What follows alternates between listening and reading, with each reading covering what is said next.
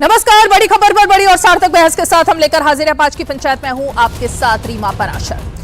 कांग्रेस के नेता और सांसद राहुल गांधी आजकल लद्दाख के दौरे पर हैं और हर रोज लद्दाख में उनके पास एक ही मुद्दा है, चीन के साथ राहुल गांधी के रिश्तों को लेकर बीजेपी लगातार हमलावर रही है और कई तरह के सवाल लगातार पूछे जा रहे हैं, लेकिन उनका जवाब अभी तक ना तो कांग्रेस पार्टी की तरफ से मिला है, ना ही कभी राहुल गांधी ने बताया है। लेकिन जब राहुल गांधी लद्दाख में हैं, तब वो लगातार वहां के लोगों का हवाला देकर बार बार ये आरोप लगा रहे हैं कि चीनी सेना ने भारत के बहुत बड़े हिस्से पर कब्जा कर लिया है, लद्दाख के बहुत बड़े हिस्से पर कब्जा कर लिया है। हालांकि ये बयान उस दौरान आ रहा है जब एक महिला बाइकर, जिनका बयान आपने सुना भी होगा, जो लगातार लद्दाख में घूम रही हैं और सीमा तक जाकर देख भी रही हैं कि क्या सब हकीकत है, उन्होंने खंडन किया राहुल गांधी के बयान का। वो किसी पॉलिटिकल पार्टी से बिलोंग नहीं करती हैं, लेकिन उन्होंने कहा कि राहुल गांधी जो बातें कर रहे हैं वो खुद जाकर देख के आए हैं कि ये तो सब गलत है और झूठी बातें हैं,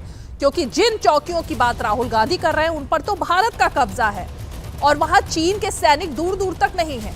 तो ये जो खंडन आया है इस पर भी जरा बात करेंगे और साथ में बीजेपी ने आज फिर राहुल गांधी के उन बयानों पर इतिहास याद दिलाया है और बताया है कि किस तरह से जवाहरलाल नेहरू चीनियों को और खासकर जो सेना थी जब तिब्बत पर पूरी तरह से कब्जा करने की कोशिश हुई थी तब चावल भेजा करते थे। तो कुछ सवाल आज बीजेपी की तरफ से राहुल गांधी से भी पूछे गए हैं, कांग्रेस से भी पूछे गए हैं। इन दोनों ही मुद्दों पर विशेष मेहमान हमारे साथ जुड़ेंगे, उनसे चर्चा करने की कोशिश करेंगे, लेकिन सबसे पहले इन बयानों पर नजर डालते हैं, उसके बाद चर्चा की शुरुआत।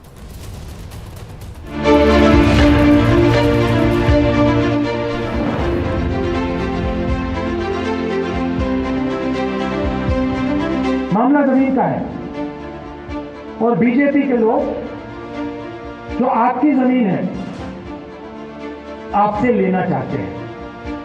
अदानी जी के बड़े बड़े प्रोजेक्ट यहां लगाना चाहते हैं और उन प्रोजेक्ट्स का फायदा आपको नहीं दिलवाना चाहते। राहुल गांधी जी को बार बार चीन की बातों पर इतना प्यार क्यों उमड़ आता है? ये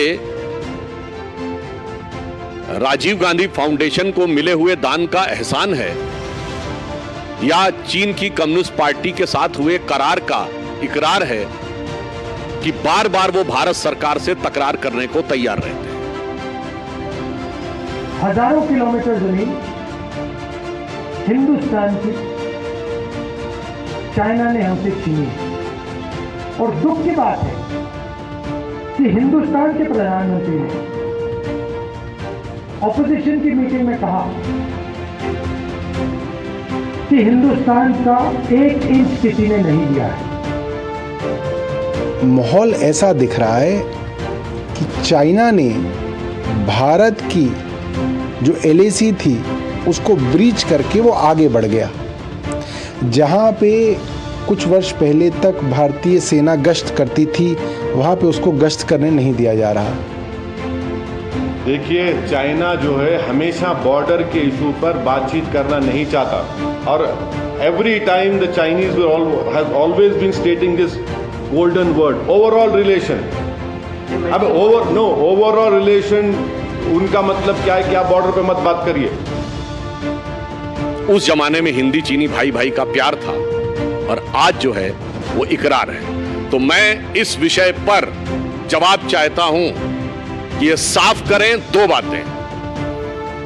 इतिहास में आपने भूल नहीं की है, यह ऐतिहासिक अक्षम्य अपराध जैसी श्रेणी है कि आप उस देश को जिससे आपकी दुश्मनी साफ दिखने लगी थी उसकी फौज को रसद पहुंचा रहे हैं। दूसरा, आज हम औपचारिक रूप से यह बात कहते हैं देश की जनता की तरफ से कि चाइनीज कम्युनिस्ट पार्टी के साथ हुए अपने करार को कांग्रेस पार्टी सार्वजनिक करे।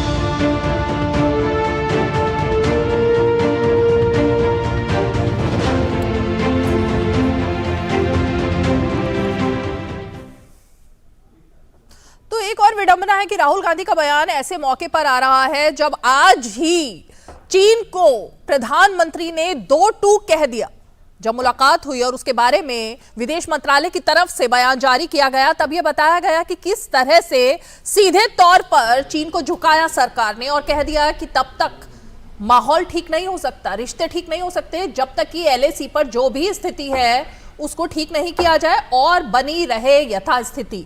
इसको लेकर चीन ने खुद ही घुटने टेके और खुद ही बातचीत का मशवरा भी दिया और आगे बढ़कर बातचीत की पहल की, क्योंकि चीन तो इस वक्त ये जग जाहिर सी बात है कि पूरी दुनिया में अलग थलग पड़ा हुआ है। मंदी जो अब तक की सबसे बड़ी मंदी है उसके कगार पर पहुंचा हुआ है। चीन में कोई साथ देने को चीन का तैयार नहीं है, लेकिन राहुल गांधी लगातार चीन को याद कर रहे हैं, चीन की कभी तारीफ करते हैं विदेश में जाकर और अब भी लगातार चीन की रट लगाए हुए हैं। तो इसके पीछे की रणनीति क्या है और राजनीति क्या है, चर्चा करते हैं। बेहद ही खास मेहमान हमारे साथ जुड़ गए हैं इस वक्त। मैं परिचय करा देती हूं अपने खास मेहमानों का।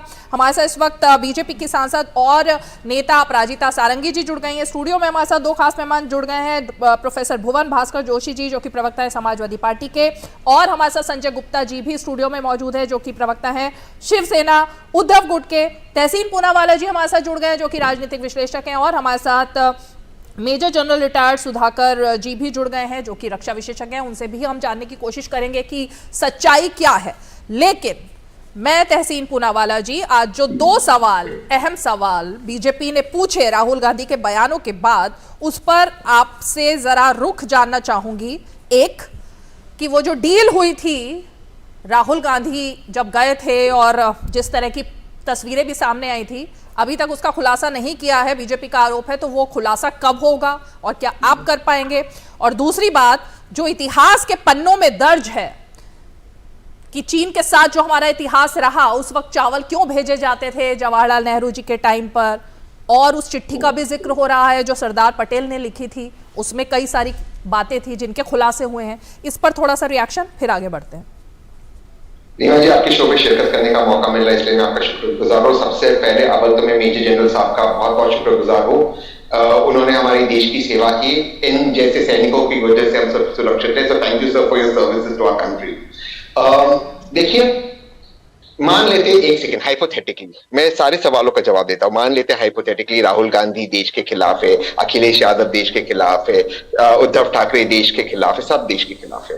मोदी जी तो देश के पक्ष में है ना, यही तो पीआर चल रहा है ना मोदी जी का, मेरे प्रधानमंत्री, लेकिन पीआर ही चल रहा है क्योंकि सवाल वर्तमान प्रधानमंत्री से नहीं विपक्ष से पूछा जाता। चलो मान लेते है ना, तो फिर घुसपैठ जब मोदी जी है तब कैसे होती है? और अगर नहीं हुई है तो फिर इस वक्त जो बातचीत हो रही है वो डिसएंगेजमेंट और वापस जाने की बातचीत क्यों हो रही है? मैं आगे इसके बात करता हूं। क्या आज हम फिंगर 8 तक पेट्रोलिंग कर सकते थे जो हम 2020 से पहले फिंगर 8 तक पेट्रोलिंग कर सकते थे?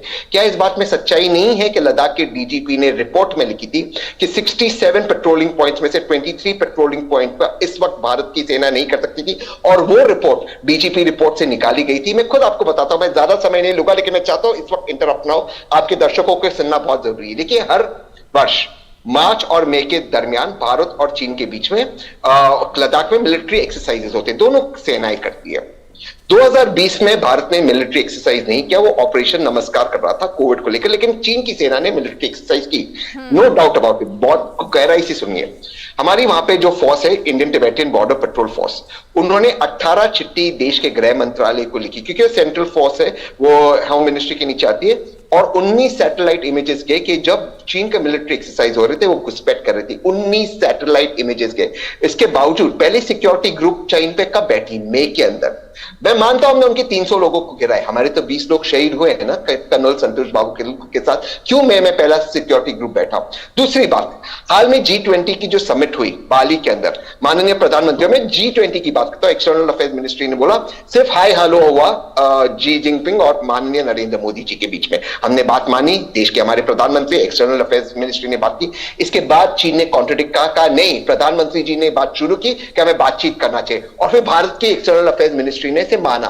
क्यों आप देश की जनता से झूठ बोल रहे हैं? देखिए, सब जानते हैं कि चीन की एक एक्सपेंडिश पॉलिसी है। मैं कभी नहीं कहूंगा भाजपा की तरह कि भाजपा देशद्रोही है, जैसे भाजपा कांग्रेस पे आरोप लगाती, मैं नहीं कहूंगा। ये वही इंदिरा गांधी है, राजीव गांधी के, राहुल गांधी की दादी, जिन्होंने चीन को 64 और 65 के युद्ध, 67 और 68 के युद्ध में नथुला चोला पे हराया, चीन के सैनिकों को लड़ाया। हमने हराया उनको। कभी भी ये नहीं होगा। लेकिन आप तहसीन- बेसिक सच क्यों नहीं बोलते? आपका दोष आप राहुल गांधी पे क्यों डालते?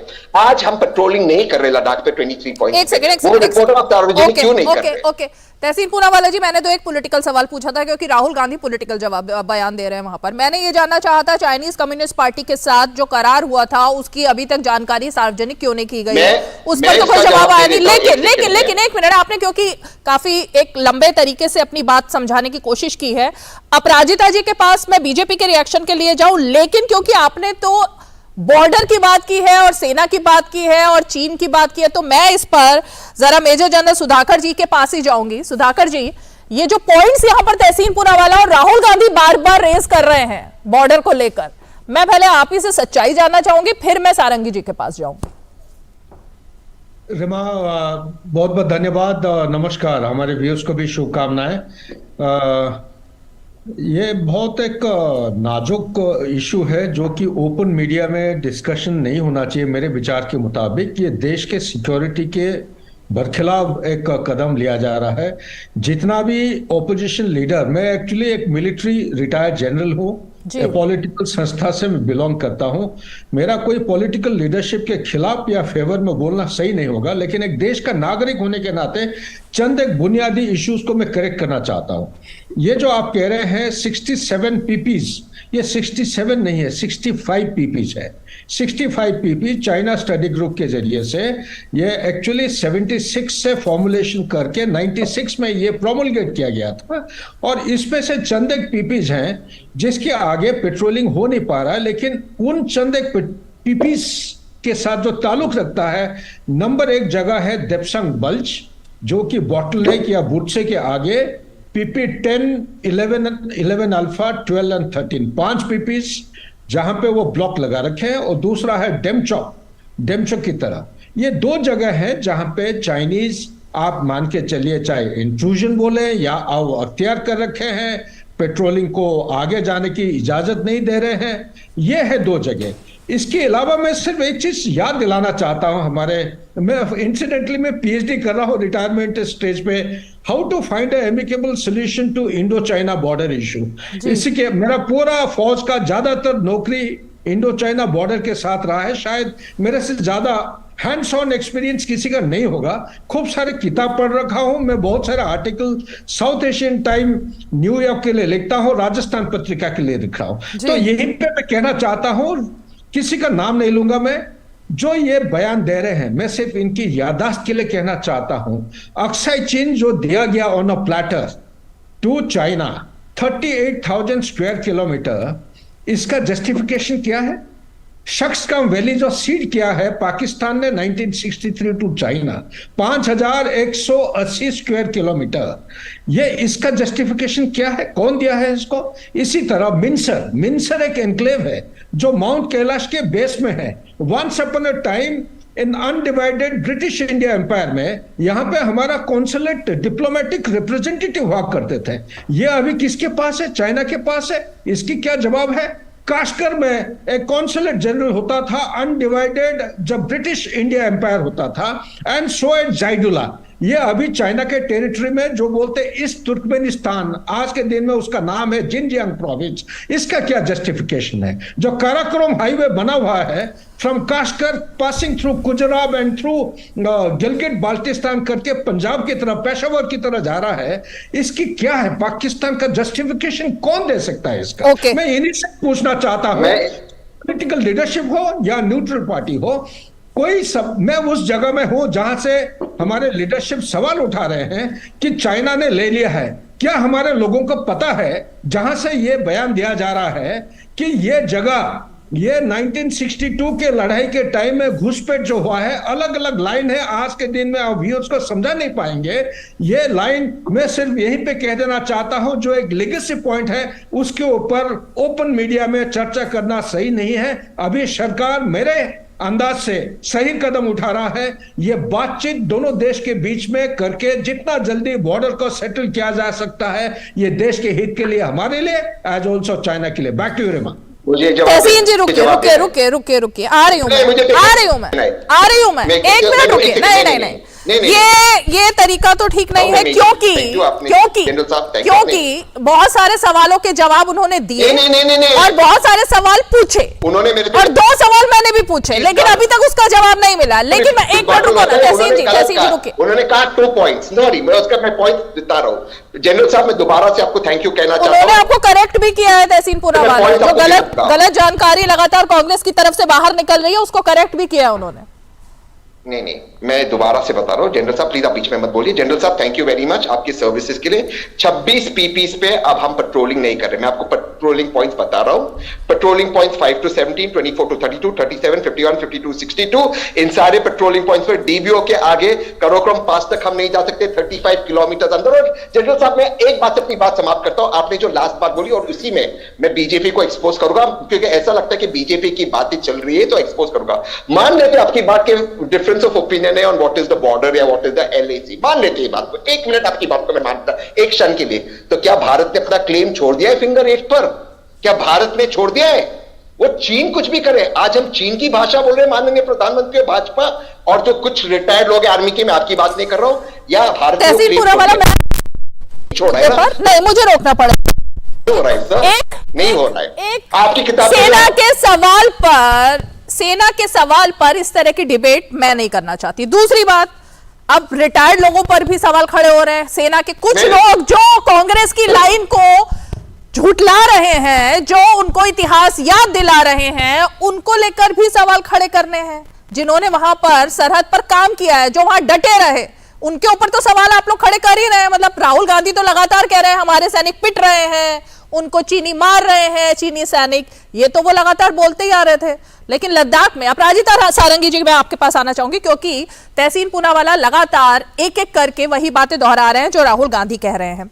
इसके पीछे की राजनीति का क्या है? क्योंकि मैं उस सच्चाई में जाना ही नहीं चाहती जिसके बारे में राहुल गांधी बात कर रहे हैं, क्योंकि मुझे नहीं लगता कि सेना के मुद्दे पर किसी भी चैनल को इस तरह से डिबेट करनी चाहिए, जैसा कि यहां पर सुधाकर जी कह ही रहे हैं। ये हमारी चर्चा का विषय नहीं है। ये 2 देशों के बीच जो बातचीत हो रही है और खासकर सरहद की बात, उसको लेकर राजनीति। अपराजिता जी, आप सबको मेरा नमस्कार। देखिए, उत्तेजित होने वाली कोई बात है नहीं। मैं देख रही हूं कि कांग्रेस के प्रवक्ता या फिर कांग्रेस के जो सलाहकार हैं बड़े उत्तेजित हो रहे हैं। मैं बताना चाहूंगी कि जहां तक राहुल गांधी जी का सवाल है, ये 50 वर्ष से अधिक के युवा हैं और इनकी आदत है कि ये चीन के प्रति अपना प्यार उड़ेलते रहते हैं और इस आदत से वो मजबूर है। इस बात को हम सबको मानना पड़ेगा। 2 मार्च 2023 की भाषा ये कैम्ब्रिज में थे और मैं उनको कोट करती हूं। उन्होंने कहा था कि चीन शांति प्रिय देश है और वहां की सरकार कॉरपोरेशन की तरफ काम करती है और लगातार जब भी मौका मिलता है तो चीन के प्रति प्यार जाहिर करते हैं और कहीं ना कहीं मुझे लगता है कि ऐसा करके वो मोदी जी के विरोध में भी खड़े होने की कोशिश करते हैं। तो मैं आपको ये बता दूं सबसे पहले कि बहुत सारे प्रश्न हैं जिसका जवाब न राहुल गांधी जी दे पाते हैं, न ही इनके प्रवक्ता दे पाते हैं। Rahul Gandhi ji is a habitual offender, I would say, if I can use that word. और देखिए, 2008 बीजिंग यात्रा हुई, सोनिया गांधी जी, राहुल गांधी जी ने बीजिंग यात्रा की और उसके बाद कम्युनिस्ट पार्टी ऑफ चाइना के साथ क्या समझौता हुआ, इस विषय में हम सब नहीं जानते हैं। हम सबको अवगत कराएं तो बहुत अच्छा होगा। राजीव गांधी फाउंडेशन को बहुत सारे पैसे मिले, डोनेशन मिला कम्युनिस्ट पार्टी ऑफ इंडिया की तरफ से, तो कम्युनिस्ट पार्टी ऑफ चाइना की तरफ से। तो ये क्या हुआ, किस लिए दिया गया था और ये प्रेम का क्या वही वजह है? और मैं तीसरी बात कहती हूं, डोकलाम के समय चीनी एम्बेसडर के साथ इनकी डिनर हो रही थी। आप इस बात को ना भूलें, ये हम कभी नहीं भूल सकते हैं। ये फोटो हमारे पास मौजूद है, मुझे लगता है पूरा देश इन फोटोज को देख चुका है। देखिए, राहुल गांधी जी की दिक्कत है कि ये ना प्रधानमंत्री की बातचीत पर विश्वास करते हैं, ना रक्षा मंत्री, ना विदेश मंत्री। जहां तक हम सबका सवाल है, भारतीय जनता पार्टी का सवाल है, आदरणीय प्रधानमंत्री मोदी जी के नेतृत्व वाली सरकार का सवाल है, तो मैं कह दूं कि लगातार लाइन ऑफ एक्चुअल कंट्रोल के पास जितने काम होने थे, बॉर्डर एरियाज में जितने काम होने थे, इंफ्रास्ट्रक्चर वर्क्स, रोड्स हो, ब्रिजेस हो, इस पर हमने बहुत गुरुत्व दिया है और हमारे पास तथ्य है और तर्क है। देखिए, अगर हम 2008 की बात करें और 2022 की बात करें तो इंफ्रास्ट्रक्चर बजट में 400% की बढ़ोतरी हुई है। इसको अपने कार नहीं सकते हैं। हम विकास की बात करते हैं, हम काम की बात करते हैं। ठीक है। और दूसरा मैं कह दूं, नहीं हाँ। मुझे और तथ्य देने दें। श्री जयशंकर जी ने कुछ दिन पहले कहा था, मैं उनको कोट करना चाहती हूं, 2008 से 2014 के बीच लाइन ऑफ एक्चुअल कंट्रोल के पास या फिर बॉर्डर एरियाज में 3600 किलोमीटर काम हुआ। चाइनीज बॉर्डर की बात मैं कर रही हूं। 3600 किलोमीटर रोड बना था और ये 2014 से लेकर अब तक 6800 किलोमीटर बना है। ओके। तो मुझे कहना होगा कि जहां तक बजट का सवाल है, जहां तक अवसंरचना विकास का सवाल है, हमने बेहतरीन काम किया है। हमारी सेना काम कर रही है और राहुल गांधी जी इस तरह के दायित्व विहीन वक्तव्य को देकर हमारी सेना के जवानों के मनोबल को तोड़ने की कोशिश कर रहे हैं। ठीक है। मैं जरा तहसीन पूनावाला, क्योंकि मैं आपके पास आऊंगी, लेकिन संजय गुप्ता जी, सामना में बड़ा बड़ा लेख हमेशा से छपता रहा। इससे पहले, अब हो सकता है कि रणनीति चेंज हुई हो, कुछ पॉलिसी चेंज हुई हो, तो समझ में नहीं आ रहा, लेकिन सरहद पर सेना पर कभी सवाल नहीं खड़े हुए सामना में। लेकिन अब क्या यह सवाल राहुल गांधी से, आपकी पार्टी की तरफ से कभी पूछा गया? जो सवाल आज बीजेपी पूछ रही है कि उस डील के बारे में कभी खुलासा हो, उसको सार्वजनिक किया जाए कि आखिर डोकलाम के समय जब डिनर पर, लंच पर राहुल गांधी गए थे, तब बातचीत क्या हो रही थी? ये आप लोग पूछेंगे या अब इस पर चुप्पी है? देखिए, इस विषय में तो सवाल आप पूछ ही रहे हैं और बीजेपी के प्रवक्ता पूछ ही रहे हैं और तहसीन पूनावाला जी बैठे ही हैं। इस पर अगर सही से कोई प्रतिक्रिया नहीं आई तो हो सकता है कि इस पर सवाल भी पूछा जाए। आप पूछेंगे या नहीं? मैं ये पूछ रही हूँ। मैं तो कह रहा हूँ इस बात को कि अगर किसी भी तरह का ऐसा कोई शंका, ऐसी कोई बात आती है, वैसे तो हर कोई इस विषय में जानता है बहुत सी बातें, लेकिन बहुत सी बातें ऐसी भी होती हैं जब तक खुद मुंह से ना आए तब तक उस पर चर्चा करना ठीक नहीं रहता। पर लेकिन मेरा मानना तो यही है कि हमारे देश की सेना पर या हमारा देश एक लोकतांत्रिक देश है और जिस तरह से एक पक्ष का विभाग, जिस तरह से एक सरकार है, उसी तरह से विपक्ष का भी प्रावधान है। अगर विपक्ष किसी बात पर कोई सवाल उठा रहा है तो बजाय उस पर आरोप प्रत्यारोप करने पर, जिस तरह से तहसीन पूनावाला जी ने पॉइंट भी दिए कि इसी जगह पर अब पेट्रोलिंग नहीं हो रही, तो इस पर जवाब आना चाहिए। अभी जवाब आया ना, अभी जवाब आया है, रक्षा विशेषज्ञ की तरफ से जवाब आया। और किसका जवाब चाहिए? जो जवाब दिया, किस पर यकीन होगा ऑपोजिशन को? मैं ये जानना चाहती हूँ। सरकार पर नहीं है, सेना पर नहीं है, रक्षा मंत्री पर नहीं है, विदेश मंत्री पर नहीं है, पीएम पर तो है ही नहीं। ऐसा नहीं है। तो किसके जवाब का इंतजार है आखिर सच्चाई के लिए? देश की चुनी हुई सरकार है, सेना है। अगर पक्ष किसी भी पॉइंट पर इस तरह की बात उठा रहा है, जनरल साहब ने तो एक जनरल बात कही कि इस तरह की बात नहीं हो सकती, मैं ये सब जानता हूँ, लेकिन हमारे देश की एक चुनी हुई सरकार है, सेना के जो अधिकारी आज हैं, अगर राहुल गांधी जी ने इस तरह से पॉइंट उठाया और इस तरह से पॉइंट दिए गए हैं तो इस पर जवाब आना चाहिए, ना कि दूसरे आरोप प्रत्यारोप होने चाहिए। तो इस पर जवाब आया है ना, प्रधानमंत्री का भी आया, विदेश मंत्री का भी आया, और आज तो विदेश मंत्रालय ने प्रेस कॉन्फ्रेंस करके बोला, जिसको तहसीन जी झुठला रहे हैं यहाँ पर, कि पहल किसकी तरफ से हुई थी बातचीत की, कौन मिलने के लिए गया था, किसकी तरफ से बातचीत हुई थी, कौन तो मिलने गया था, इस तरह की बात नहीं पर यकीन करेंगे? मैं यही जानना चाहती हूं संजय जी। जो पॉइंट अभी तहसीन पूनावाला जी ने बोले और जिस तरह से जो पॉइंट राहुल गांधी, उस पर जवाब आए ना। मतलब अब इस पर अगर एक आरोप लगाया गया तो उसके बाद जिस तरह का आरोप लगाया जाए कि आप क्या करने गए थे डोकलाम में और ये क्या करने गए थे, मतलब ये किस तरह की राजनीति? अगर देखिए, इसके बारे में जानकारी नहीं होनी चाहिए जनता को, जानकारी होनी चाहिए, ठीक है, बात अगर बीजेपी की तरफ से आए तो ये बात भी होनी चाहिए, लेकिन हम सब इस बात को जानते हैं अच्छे से कि 1962 के युद्ध में किस तरह से रणनीति सही से नहीं बनाई गई थी, किस तरह से हमारी एयर फोर्सेस का इस्तेमाल नहीं किया गया था, किस तरह से हम अक्सर चीन हारे थे, ये सब हम जानते हैं। मगर क्या अगर इस तरह से कांग्रेस के राज में हार गए थे तो क्या आज फिर हम भी हार जाएं? कांग्रेस का ही राज रहा ना देश पर सबसे ज्यादा। लेकिन भुवन भास्कर जोशी जी, ये चिट्ठी वो चिट्ठी है जो 1950 में सरदार पटेल जी ने लिखी थी तब के प्रधानमंत्री जवाहरलाल नेहरू को, और इसमें पूरा खुलासा है। इस चिट्ठी के माध्यम से उन्होंने कहा था कि कैबिनेट की बैठक बुलानी चाहिए, तिब्बत में जो चीन कर रहा है और हम उसको चावल भेज रहे हैं, इसको लेकर चर्चा होनी चाहिए कि हम किसके साथ हैं, आखिर हम चीन के साथ हैं या हम अपने लोगों के साथ हैं। इस चिट्ठी के बारे में भुवन जी कभी बात हुई थी? क्योंकि रक्षा मंत्री रह चुके हैं मुलायम सिंह यादव जी, स्वर्गीय, तो आपकी पार्टी को तो ज्यादा जानकारी होगी इसके बारे में। रीमा जी, आज मुझे आप जो बहस आपने चलाई है, मैंने नहीं चलाई है, राहुल गांधी चला रहे हैं पिछले 4 दिन से।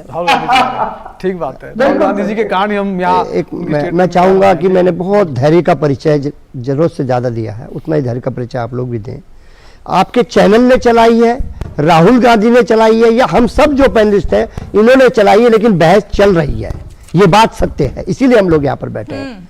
और उसके तहत मैं आपसे कहना चाहता हूं, हमारे सरदेश स्वर्गीय नेता माननीय मुलायम सिंह जी ने कहा था, चाइना भारत का नंबर 1 दुश्मन है, ये देश से छुपा नहीं है। और आज देश उनको याद कर पाता है, जो हमारे शहीद हैं उनका जो शव बाय इज्जत घर पहुंचता है वो केवल माननीय मुलायम सिंह जी की वजह से पहुंचता है, ये पूरा देश मानता है। अब आ जाता हूं मैं आज के विषय पे जिसमें आपने चर्चा करी है। मुझे सौभाग्य मिलता है रीमा जी, आपके चैनल के माध्यम से मैं लगातार इस बहस पे दूसरी बार आ जाने का मौका मिला है। और जब मैं पिछली बार आया था तो वहां पे कंक्लूजन निकला था कि 50 से ज्यादा चीनी सैनिक बॉर्डर पे मारे गए, 20 से ज्यादा हमारे देश के सैनिक वहां शहीद हुए। मैं उसी बात को मान लेता हूं जो पिछली बार का कंक्लूजन था। तो इसका मतलब अगर चाइना के सैनिक वहां मारे गए, हमारे शहीद हो गए 20 से ज्यादा, उनके 50 से ज्यादा मारे गए, तो स्थिति सामान्य नहीं है, यह घटना बताने को काफी है। नंबर 1 की बात कर रहे हैं, कब की बात कर रहे हैं? अभी 3-4 दिन पहले आपके यहाँ डिबेट हुई थी, मैं आया था उसमें, तो उसको आप देख लीजिए, कंक्लूजन निकला था। अब मैं आ जाता हूं अब हमारी जो चिंता है या राहुल गांधी की जो चिंता है, देखिए वो तो एक सांसद है, मैं तो एक आम नागरिक हूं।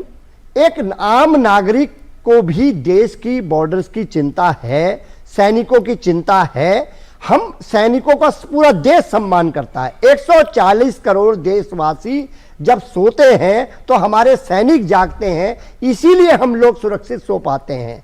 ये अगर हम प्रश्न को सरकार से कर रहे हैं तो हम अपना अधिकार है हमारा सरकार से पूछने का, क्योंकि हम विपक्षी दल भी हैं। तो हम विपक्ष से पूछ रहे हैं कि अगर वहां स्थिति खराब है और आपकी जो बातचीत हो, अभी इतने विशेषज्ञ बैठे हैं रक्षा के, इतने समय जीवन में पूरा जीवन इन्होंने वहां सेवा में दिया है, तो एक जब चर्चा चल रही है कि कोई दिक्कत का विषय है, वहां पर दोनों चाइना और उनमें दोनों में बातचीत का क्रम भी जारी हो रहा है, तो निश्चित तौर पे देश की बॉर्डर्स एरिया की, सैनिकों की, हमारे बॉर्डर्स की चिंता का विषय है, ये अधिकार हमारा बनता है। भास्कर जी, आपने सबसे पहले शुरुआत में ही कहा कि आपकी पार्टी और नेताजी ये मानते रहे थे कि चीन हमारा सबसे बड़ा दुश्मन है। तो यही तो मैं सवाल जानना चाहती हूँ ना, अगर मैं कांग्रेस पार्टी से, तहसीन पूनावाला जी से, राहुल गांधी से ये जानना चाह रहा है देश या बीजेपी या फिर सभी लोग कि चाइनीज कम्युनिस्ट पार्टी के साथ क्या करार हुआ था, तो उसमें ऐसा क्या सीक्रेट डॉक्यूमेंट है जिसको सार्वजनिक नहीं किया जा सकता? ये बात आप क्यों नहीं पूछ पा रहे हैं? मैं नहीं जान पा रही हूं, अभी लाइव नहीं जान पाई मैं। अभी तक एक भी बयान ऐसा अखिलेश यादव का नहीं सुनाई दिया। रीमा जी, एक मिनट, बस एक मिनट, मैं एक विषय संजय जी पूछ रहे हैं तहसीन पूनावाला से। रीमा जी एक मिनट, संजय जी पूछ रहे हैं, उनकी अदाई होने के बावजूद पूछ रहे हैं। 1 मिनट का समय दे दीजिए, मैं अपनी बात सही है, मैं अपनी बात आपके जवाब से जोड़ते हुए अपनी एक बात और मैं कहना चाहता हूँ, कोई भी व्यक्ति, एमपी हो, साधारण व्यक्ति हो, देश से बड़ा कोई नहीं है। अगर सवाल बनता है तो जवाब निश्चित तौर पर पार्टी के सवाल यही पे बात खत्म नहीं हुई, एक विषय है। एक मिनट रुकिए आप, लेकिन देश में माहौल क्या चल रहा है, बस एक मिनट रुकिए आप। नहीं, गलत बात है, आप रुकिए एक मिनट। जो सवाल है वो कई बार उठाया, तो रीमा प्रसाद जी आप दोबारा पूछिए, और तहसीन पूनावाला जी इधर उधर जाने की बजाय उस सवाल पे ही रहिएगा, उसका क्या मतलब है, हम ये जानना चाहते हैं। हम बॉर्डर पर चर्चा आपके जरिए, आप क्योंकि कई मुद्दे उठा रहे हैं उस पर करेंगे, लेकिन इस बात का सार्वजनिक करार जो हुआ उसको सीक्रेट डॉक्यूमेंट को बाहर क्यों नहीं लाया जा रहा? क्या सीक्रेट? एक बार आज उसी पर बात कर लेते हैं थोड़ा सा, बीजेपी को भी जवाब मिल जाएगा जो सवाल खड़ा कर रही है। हाँ, तहसीन पूनावाला जी, आपकी आवाज नहीं आ रही। आवाज कहाँ गई? ऐसा मत कीजिए। आवाज आ रही है? हाँ, अब आ रही है, बोलिए। आपके एंड से टेक्निकल डिफिकल्टी, ठीक है, बोलिए। लेकिन मैं सारे जवाब दूंगा, क्योंकि टेक्निकल डिफिकल्टी मैं चाहूंगा बीच में कोई ना बोले, फिर दर्शकों को समझ में नहीं आएगा। सारे नहीं, पहले इसी पर आते हैं, इसी पर सिर्फ इसी पे ये जो सवाल है, इसी पे मैं बोलूं या मैं छोड़ दूं, मुझे कोई दिक्कत नहीं शो छोड़ने में, या तो आप मुझे बोलने दीजिए, आप बीच में ना बोलिए। Thank you. 3 या 4 चीज इसी मुद्दे पर बोल रहा हूं। अब 3 या 4 चीज मैं बिल्कुल संजय जी से इत्तेफाक करता हूं, और आपसे और सभी देशवासियों से, कि एमओयू क्या साइन हुआ सार्वजनिक होना चाहिए। उल्टा एक कदम आगे जाता हूं, सारे पॉलिटिकल पार्टीज आरटीआई माने चाहिए, एमओयू सार्वजनिक बिल्कुल, और इस पर चर्चा होनी चाहिए। रीमा जी, मैं आपको साधुवाद देता हूं, आप ये सवाल बार बार उठाते, जब भी मैं शो पे आता हूं सवाल उठाते, लेकिन साथ में मेरी एक हाथ जोड़ के विनती, मैं तो कहता हूं कांग्रेस गलत है, मैं तो कहता हूं कांग्रेस गलत है, एमओयू सार्वजनिक, लेकिन किसी में गट्स नहीं है राजू सबनानी पे बात करने की, किसी पे। जो मोदी जी, जो भाजपा का फाइनेंसर था, जो अरेस्ट हुआ था चीन के लिए, चीन के पैसे मुझे रोका जाता है इस टॉपिक के ऊपर। कौन है राजू सबनानी? क्यों अरेस्ट हुआ था? उसके पास पॉर्न सीडीज थी, AK-47 थे। क्यों भारत के डिप्लोमेट भेजे उसको बुलाए थे? क्या वो भाजपा के लिए चीन से फंडिंग लाता है कि नहीं हांगकांग से? हाँ या ना? इस पे बातचीत करें। मैं तो कह रहा हूँ MOU सार्वजनिक करें। MOU की कोई लीगल वैल्यू होती नहीं है, कोई एग्रीमेंट नहीं होता। हम तो अभी इसी पर सवाल कर रहे थे, फिर आप कहोगे मैंने आपको टोका, फिर आप कहोगे मैंने आपको टोका बीच में। देखिए सीमा जी, मेरे सवाल का जवाब नहीं मिला अभी तक। अगर आप बीच में बोलोगे मेरी आवाज नहीं आएगी, फिर मुझे प्रेशर आता कि मैं अपनी बात नहीं रखूंगा, छोड़ दूं। या तो आप मुझे बोलने दीजिए, क्योंकि बहुत सारे सवाल उठाएंगे। तब आपके ऊपर है, आप डिसाइड कीजिए। आप जो डिसाइड करोगे मैं उसमें फॉलो करूंगा, लेकिन मेरी ये रिक्वेस्ट है बीच में ना। एक तो टेक्निकल डिफिकल्टी, दूसरी बात डोकलाम पे माननीय सांसद जी ने बात उठाई, बिल्कुल वाजिब बात उठाई उन्हें, बिल्कुल वाजिब। मैं खुद मानता हूं परसेप्शनली खराब था आपने डिनर किया, लेकिन आज डोकलाम में क्या होता है? आज डोकलाम में दोबारा से चीन की सेना है। डोकलाम कोई भारत की टेरिटरी नहीं थी, वो भारत के नेबर की टेरिटरी। भारत की सेना गई, वीर सेना गई, आंख से आंख मिलाई। क्या हुआ? अरुणाचल की तरह आंख से आंख मिलाई। अरुणाचल में जब राजीव गांधी जी प्रधानमंत्री थे, भारत की सेना ने आंख से आंख मिलाई। पुल बैक में सबसे ज्यादा कैजुअलिटी चीन के इतिहास में हुआ। इसमें क्या हुआ? हम पीछे आए, चीन की सेना वापस ऑक्यूपाई कर। क्या हुआ? उसका परिणाम क्या निकला? आज सैटेलाइट इमेजेस बताते कि डोकलाम में दोबारा से चीन की सेना है। उसका परिणाम क्या, उसका रिजल्ट क्या हुआ? तीसरी बात, मेरी इस बात को किसी ने कॉन्ट्रडिक्ट नहीं किया, और उसी के साथ मैं चौथी बात जाते अपनी बात समाप्त करता हूं कि वहां के जो सैटेलाइट इमेजेस थे, उन्होंने बताया कि चीन घुसपैठ कर रहा था। 19 सैटेलाइट इमेजेस, जिसकी वजह से कर्नल संतोष बाबू और 20 लोग शहीद हुए। मान लो जैसे माननीय प्रधानमंत्री को मैं वर्बैटिम कोट करता हूं, ना कोई आया था ना कोई आया है, कोई आया नहीं था, कोई आया नहीं, तो 20 लोग शहीद क्यों हुए? हमने उनकी 300 गिरा होती रहती है हमारे देश के अंदर, ये सब चलता रहता है, चलता रहेगा। पहले भी चलता रहा, अब भी चल रहा है, आगे भी चलता रहेगा। बीच में बोलना बंद करो। बीच में बोलने से ये आर्गुमेंट है, इसमें इतना पजल मत हुआ कि ये जितना आप हो रहे हैं। अरे मुझे नहीं सुनाई दे रहा, बीच में बोलोगे तो मेरा फ्लो टूटता है। हम आपको सुन रहे हैं ना, तो आप भी थोड़ा, अगर बीच में बात आ रही है तो उसमें इतना पजल होने की जरूरत नहीं है। उस पर कोई सवाल पूछेगा, इस तरह नहीं डिबेट होती है सर। पहले इनकी आवाज ठीक करो, ऐसे नहीं होता। आपको आवाज आ रही है ना सबकी? नहीं, अगर इनको आवाज सही आ रही है तो क्या हो रही है? आप तहसीन पूना वाला मैं जानना चाहती हूँ। आप कह रहे हो मुझे डिस्टर्बेंस हो रही है अगर कोई बीच में बोलता है तो? नहीं, मुझे डिस्टर्बेंस नहीं हो रही, मुझे आवाज सुनाई नहीं दे रही। मैंने आप ये निकाला क्योंकि आपकी ओर से टेक्निकल डिफिकल्टी, मैं इतने कैमरा के पास आते ओके, आपने अपनी बात कंप्लीट कर दी। मैं फिर उसी सवाल पर, एक सेकंड तहसीन जी, आपने 5 पॉइंट्स में अपनी बात कंप्लीट की ना, लेकिन एक पॉइंट पर अभी भी आप नहीं आए कि MOU क्या था। MOU क्या था तहसीन पूनावाला जी, बता दीजिए। ठीक है, मैं कह रहा हूं MOU जो भी है उसको भारत की सरकार इमीडिएटली ऑर्डर कर दे पब्लिक करने के लिए। कौन मना कर रहा है? क्यों नहीं कर रहे? और क्यों इसकी इन्वेस्टिगेशन नहीं हो रही? इसलिए नहीं हो रही है, मैं आपको बता रहा हूं, इसलिए नहीं हो रही इसकी इन्वेस्टिगेशन। बहुत प्रोसेस करना है, क्योंकि आज रशिया को चीनी करेंसी में भारत की सरकार पैसे दे रही है, इसके लिए इसकी इन्वेस्टिगेशन नहीं हो रही। इसी शो में तहसीन पूनावाला जी, इसी शो में बीजेपी के प्रवक्ता ने आपकी इस बात को कॉन्ट्राडिक्ट किया था, इसी शो में किया था। थैंक यू तहसीन पूनावाला, इस तरह शो छोड़कर जाने से मुझे समझ नहीं आता, आप लोग सवाल के जवाब देना नहीं चाहते, आपको काउंटर करो तो शो छोड़कर चले जाएंगे। ये तरीका कांग्रेस पार्टी का हिट एंड रन वाला संसद में भी चल रहा है और बाहर भी चल रहा है। अपराजिता जी, मैं आप ही के पास आना चाहूंगी। इस सवाल का जवाब जो अभी तहसीन पूनावाला कहकर गए हैं कि आप लोग क्यों नहीं फिर इंक्वायरी बिठा देते? हाँ, ये बात भी सही है। MOU के बारे में जानकारी चाहिए तो क्यों सरकार नहीं कर रही है उस पर कुछ? देखिए, चीन के प्रति प्रेम जाहिर करना इनके राहुल गांधी जी का काम है। हमें जो करना है हम तो करते हैं। हमारा काम है कि हम बॉर्डर एरियाज में विकास को त्वरान्वित करें।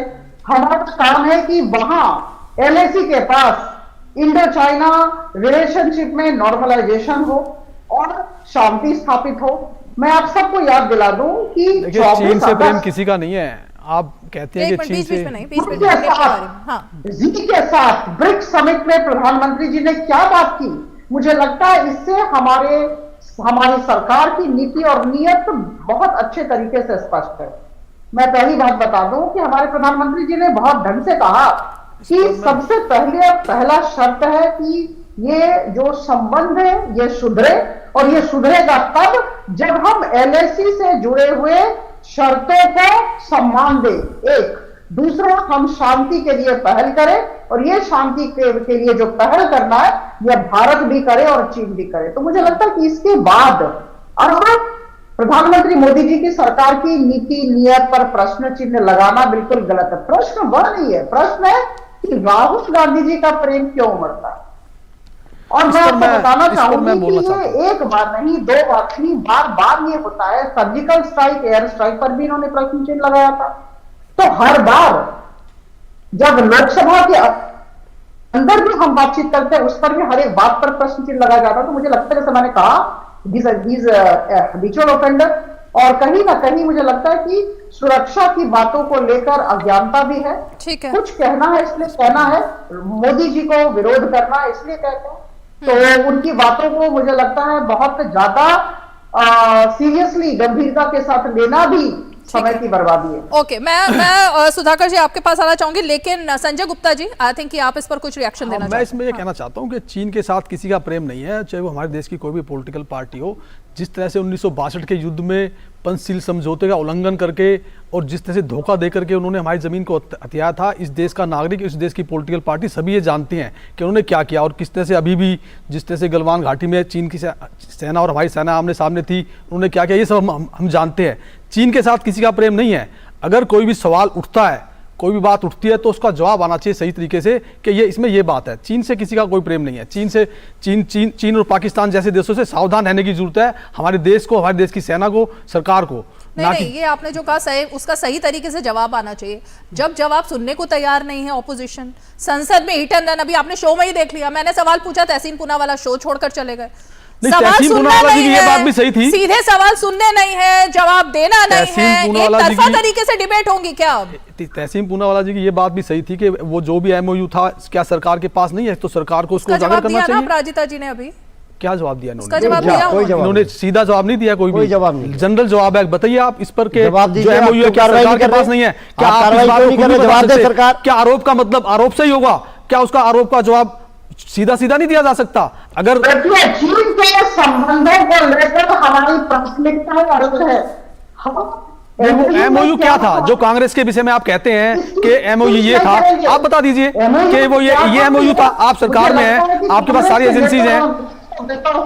एमओयू का सिग्नेचर उन्होंने किया था, हम लोगों ने नहीं किया था। मान लिया किया था, क्या किया था, क्या किया था, ये बताइए ना। आप सरकार में हैं, आप इसी वजह से इस तरह की बातें आप ये बताइए ना, क्या था एमओयू? मतलब हम तो जानना चाहते हैं। हमने तो तहसीन पूनावाला जी से ही पूछा। अपेक्षा करना ये बिल्कुल बेबुनियाद, हम आपसे बेबुनियाद नहीं, हम आपसे ही पूछ रहे हैं। आप बता दीजिए ना कि क्या था उस एमओयू में, ऐसा क्या था कि जो मतलब देश के खिलाफ था? आप बता दीजिए। आप सरकार में, भारत चीन को लेकर, हमारे संबंधों को लेकर हमारी प्राथमिकताएं अलग है, हम जानते हैं हमारी प्राथमिकताएं। मान लिया अलग है, हम विकास की बात एमओयू के विषय बताइए ना। मैं तो जैसे तहसीन पूनावाला जी से पूछा, ऐसे ही आपसे पूछ रहा हूँ। हम अपने स्टाइल की बात करते हैं। जैसे तहसीन पूनावाला जी से हमने पूछा, ऐसे ही मैं आपसे पूछ रहा हूँ। आप उस एमओयू में आप बता दीजिए ना। उनकी जवाबदारी देश के प्रति है, उन्हें बताना चाहिए। ओके, मैं एक सेकंड सुधाकर जी, मेजर जनरल सुधाकर जी, मैं आप इसे जानना चाहती हूँ, क्योंकि हमने देखा राहुल गांधी बार बार एक ही बात बोल रहे हैं कि लद्दाख की जनता ऐसा कह रही है, लद्दाख की जनता ऐसा कह रही है, जिससे वो मिल रहे हैं वो जनता ऐसा कह रही है। सुधाकर जी, ये जनता के हवाले से जो बयान आ रहे हैं, जबकि हमने उन महिला बाइकर का भी बयान सुना, वो कह रही है वो जिन जिन जगहों पर जा रही है वहां हर जगह भारत का तिरंगा है और भारतीय सेना डटी हुई है। तो ये जनता के हवाले से कब तक इस तरह से गुमराह करते रहेंगे देश को? ये रिमा, बहुत अच्छा सवाल आप पूछ रहे हैं। मैं जब कमांड कर रहा था जीओसी ईस्टर्न लद्दाख, उस समय बॉर्डर एरिया के साथ साथ बहुत पोलराइजेशन और पॉलिटिसाइजेशन होना शुरू हो गया था।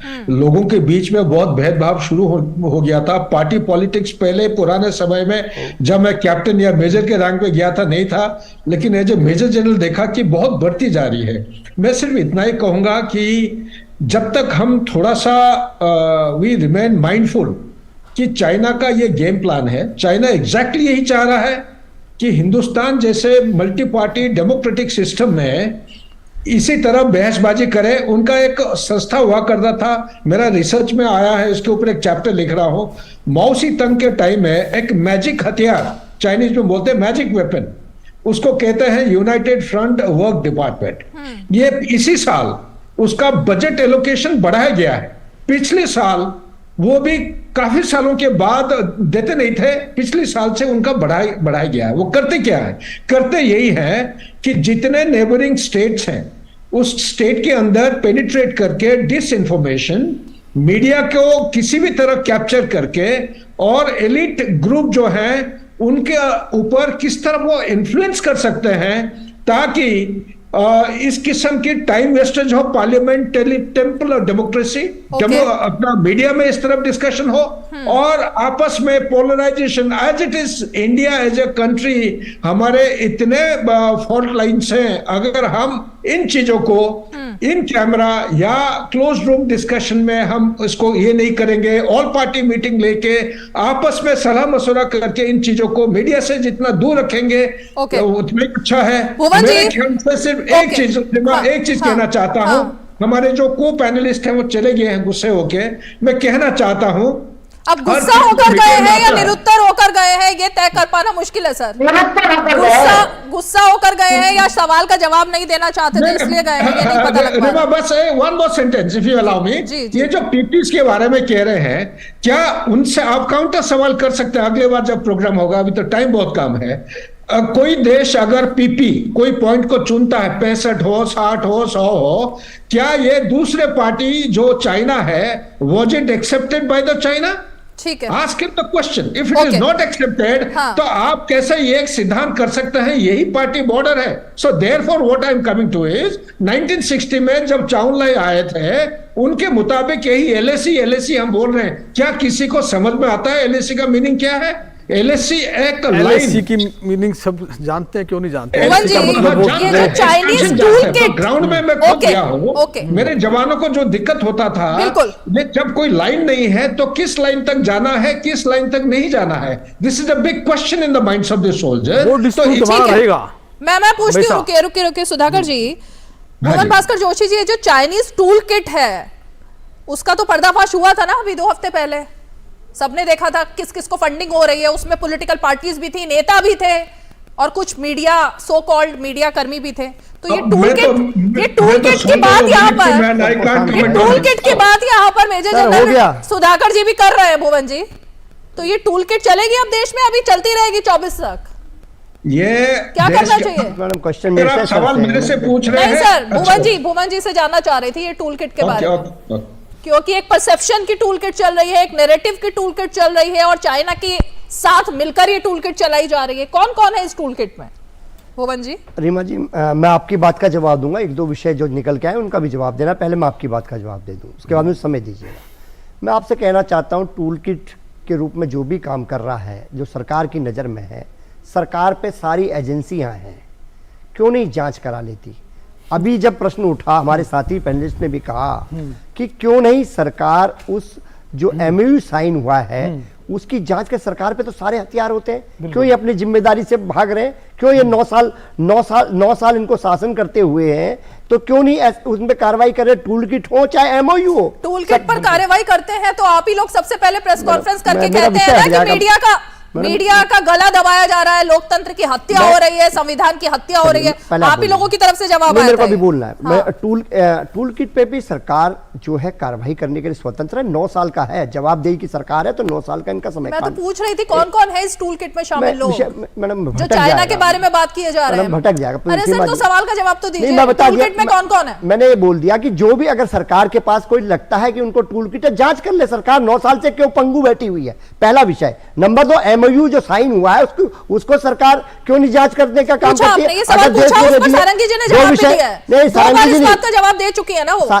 सारंगी जी ने भारतीय जनता पार्टी के लीडरशिप को या प्रवक्ताओं को देने 2 विषय। तो वो प्रवक्ता ही तो है बीजेपी की, अब सांसद है, प्रवक्ता है, और क्या चाहिए आपको? मैडम, तीसरा विषय, बहुत इंपॉर्टेंट विषय बोल रहा हूं। देश में, रीमा जी अब मेरे को बात कहनी है, बहुत मजबूत देश है ये। देश में जो भारतीय जनता पार्टी का जो शासनकाल आया है, एक नई व्यवस्था आई है सच को छुपाने की। मणिपुर के भी सच को छुपाने की इन्होंने कोशिश करी कि किसी अगर वो वीडियो नहीं आता तो देश सच नहीं समझ पाता। ये देश को गुमराह करने वाली सरकार में बहुत जिम्मेदारी से कहना। और वहां पर अगर हमारे सैनिक शहीद हो रहे हैं तो क्यों सरकार बैठी हुई है? सरकार क्यों किसने हाथ रोके हुए? पूरा देश सरकार के साथ है इस मामले में। मैं आपको जिम्मेदारी से अपनी पार्टी की ओर से कहना चाहता हूं, सरकार कार्रवाई करे। सैनिक हमारे अगर शहीद हो रहे हैं, सरकार करे, साउल पार्टी मीटिंग बुलाए, पूरा समर्थन है। लेकिन देश को सच छुपाने की जो ये मोदी सरकार छुपने का काम करती है, चाहे मणिपुर की घटना हो, चाहे चीन की घटना हो, तो ऐसे देश नहीं चल पाएगा। निश्चित तौर पे वहां के जो सैनिक हैं, उनकी जान, वहां के जो बॉर्डर एरिया है, उनके लिए हम लोग सब बैठे हुए भुवन हैं। भास्कर जी, यही बात तो राहुल गांधी कह रहे हैं, जिसका जवाब सुधाकर जी ने दिया करंट स्थिति के बारे में। इसी के बारे में अपराजिता जी लगातार बोल रही हैं, लेकिन आप उसी नैरेटिव को चलाया जा रहे हैं कि सैनिक शहीद हो रहे हैं, शहीद हो रहे हैं, शहीद हो रहे हैं। मैं नहीं समझ पा रही हूँ इस डिबेट में कब निकल करके सामने आया है और हम किस मुद्दे पर चर्चा कर रहे हैं भुवन जी? मैं उसी विषय मैं नहीं समझ पा रही कौन किसने आपको ये स्टेटमेंट दिया है हमारे सैनिक आज शहीद हो रहे हैं बॉर्डर पर? ये किसका स्टेटमेंट है? कहां से आई है ये जानकारी? ये पुख्ता जानकारी आपको कहां से मिली है, बताइए आप। पुख्ता जानकारी ये लगातार हम इस बैठक, ये आपके यहाँ पहली नहीं हो रही बैठक?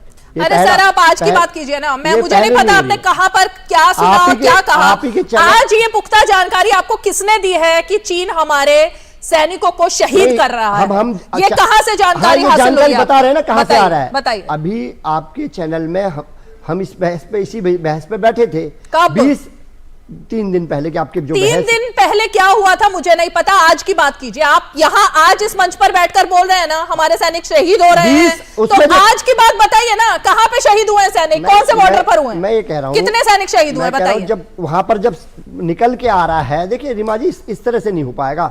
जब निकल के आया कि 20 गलत नैरेटिव नहीं बनाने दूंगी मैं यहाँ पर बैठ करके आपको। 20 जब पूरी देश की जनता इस चैनल को देख रही है, विश्वसनीयता है इस चैनल की। आप यहाँ बैठकर ये नहीं कह सकते ना कि चीन आकर के शहीद कर रहा है हमारे सैनिकों को। अगर विश्वसनीयता या तो आप दिखाइए कहां पर शहीद हो रहे हैं। अगर नहीं, ये गलत जानकारी नहीं देने दूंगी मैं यहाँ बैठकर। आप बताइए आपके पास क्या जानकारी है, कैसे कहां से आई है जानकारी? मैं तो आप अपना रिमाइंडर करवा लीजिए अपने चैनल को, आप देख लीजिए उसमें क्या निकल के आया। अभी इस वक्त आपके पास ये जानकारी कहां से आई है कि 20 से ज्यादा सैनिक शहीद हो रहे हैं? कहां से जानकारी आ रही है? रीमा जी, मैं तो इसमें ना, जब अभी आपके चैनल ने बहस करी तब निकला था 20 सैनिकों का मुद्दा, भारत के और शहीद हुए और 50 सैनिक उनके मार दिए गए, ये विषय निकल के आया। जब ये विषय निकल के आया तो हमारी जानकारी दिखाइए, फोन में रखते हैं ना आप। कहां से आई है जानकारी? अपने शहीदों के विषय के ये कहां से आई है? ये 24 का चुनाव लड़ने के लिए देश की जनता को गुमराह करते रहेंगे क्या सब मिल करके? नहीं, आप बार बार बोल रहे हैं हमारे सैनिक शहीद हुए हैं। कहां से आ रही है ये जानकारी? दिक्कत यहाँ पर आ रही है, कहां से आ रही है? इस सरकार में दिक्कत यहाँ पर आ रही है रीमा जी। जिस प्रश्न अगर होने चाहिए सरकार से, तो प्रश्न करते हैं आप विपक्ष से। यही दिक्कत का विषय है आप लोगों को। मतलब आप बोलेंगे कि हमारे सैनिक शहीद हो रहे हैं बिना किसी जानकारी के, और उसके बाद आप उल्टा आरोप लगाएंगे। 50 अगर चीन के सैनिक मारे गए डिबेट के हिसाब से, कौन सी डिबेट के हिसाब से? आप ही के डिबेट, मुझे नहीं पता, मुझे कोई जानकारी नहीं ऐसी किसी डिबेट की कि हमारे 50 से ज्यादा, अभी 20 थे 50 हो गए। 50 चीन के सैनिक मारे गए। अपराजिता जी एक सेकंड अपराजिता जी, ये कौन सी जानकारी आपके पास है? ऐसी कोई जानकारी कि चीन आकर के हमारे सैनिकों को शहीद कर रहा है हर रोज? सुधाकर जी आपसे भी जानना चाहूंगी मैं सुनना चाहती हूँ। 1 मिनट रुकिए, ये मिसगाइड मत कीजिए आप प्लीज। आत्मरक्षा में ये सब बातें कर रहे हैं, मुझे लग रहा है कहीं ना कहीं से कुछ व्हाट्सएप मैसेज आया। ये बिल्कुल आधारहीन व्यक्ति। इसी टूल किट की मैं बात कर रही हूँ भुवन जी। कौन सी टूल किट है? कहां से जानकारी आती है ये सैनिकों के बारे में? अगर वहां अगर विपक्ष के लोग वहां पर लोगों की चिंता करने लगते हैं तो आप टूल किट कहने का काम करेंगे विपक्ष के लोगों को? यही चिंता है, अगर यही चिंता है कि आप कह रहे हैं हमारे सैनिक शहीद हो रहे हैं, वहां पर कहते हैं कि हमारे कब्जा हो रहा है। आप पे सरकार है, जांच कर ले सरकार जांच करे उनके बयान की। You are repeating yourself now, भुवन जी। तो क्यों नहीं रिपीट? क्यों आप बार-बार उसी बात को, मैं जो पूछ रही हूँ उसका जवाब आप नहीं दे पा रहे कि ये जानकारी आपके पास सोर्स क्या था जो ये कह रहा है कि हमारे सैनिक शहीद हो रहे हैं? क्या सोर्स है आपका?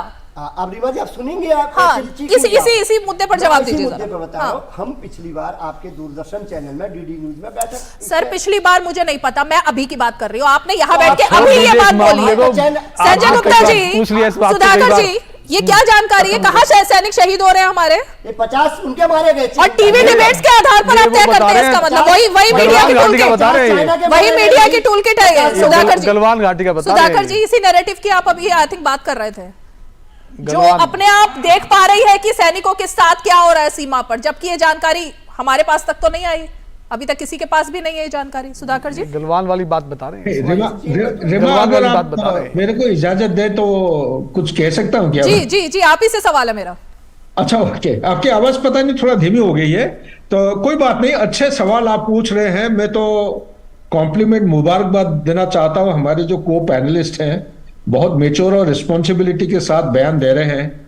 और मैं सिर्फ इतना ही कहूंगा, सपोज मान लीजिए जो को पैनलिस्ट चले गए हैं अभी, उनको कुछ कहना था, पीपीज वेबसाइट में डाल दिया। मेरे पास वक्त की बाधा है सर, मैं आपसे सिर्फ ये जानना चाह रही थी, भुवन जी यहाँ बैठकर नेशनल टीवी पर बैठकर बता रहे हैं हमारे जवान शहीद हो रहे हैं सीमा पर, इस हकीकत के बारे में थोड़ा खुलासा आपसे जानना चाहूंगी। I am clear to you, Galwan valley का जिक्र आया था कि 20 हमारे शहीद हो गए और 50 चीनी सैनिक मारे गए। कब हुआ था गलवान, कब हुआ था बताइए तारीख? अरे सर तारीख तो बताइए ना सर, 2 साल पुरानी घटना पर आप आज बात करेंगे, आज की स्थिति पर आज बात करेंगे ना, उसमें सरकार का ऑफिशियल स्टेटमेंट आ चुका है ना। हुए तो है, हुए कि नहीं हुए, देश जानना चाहता सीमा जी आपसे, हुए कि नहीं हुए, आप बताइए देश को। अब आप बताइए, ये मजाक का विषय नहीं है, मजाक का विषय नहीं है, मजाक का विषय नहीं है, मजाक का विषय नहीं है। आप तो विपक्ष को गलत कह रही है, ये हुए कि नहीं हुए। एक सवाल अच्छा रुकिए गलवान 2 साल पहले, उससे पहले का भी एक सवाल। अरे सर सुनिए तो सही, आप सुनिए, भुवन जी चिल्लाने से नहीं होगा, एक सवाल बार बार पूछा जा रहा है, एक सवाल बार बार भुवन जी और संजय जी पूछा जा रहा है कि तिब्बत जो है, जो आज बीजेपी ने फिर पूछा कि जो तिब्बत जिसको लेकर बात की जा रही है उस पर कोई बात नहीं होगी क्या? बात तो किसके शासनकाल में वो तिब्बत से चीन, चीन से तिब्बत, ये तमाम जो घपला हुआ किसके शासनकाल में हुआ? वो इतिहास के पन्नों को थोड़ा खंगालने की कोशिश होगी या नहीं होगी?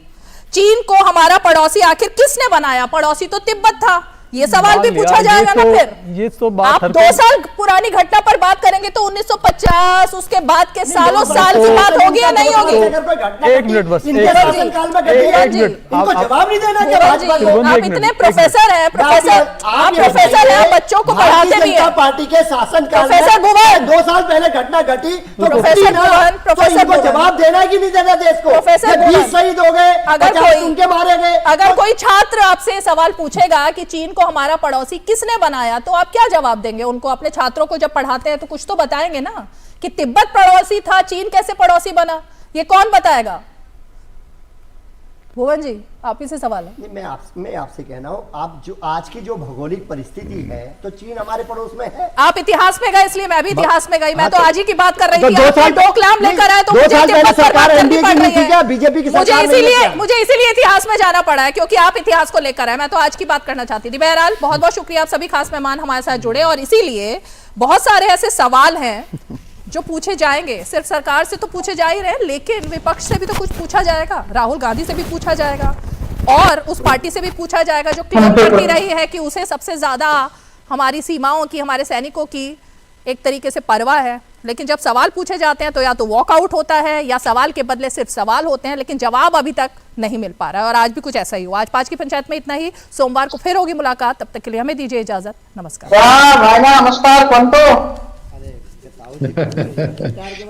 Thank you, complement Sanjay ji, बहुत अच्छा बोला आपने। रिटायर के बाद भी नहीं मान रहे।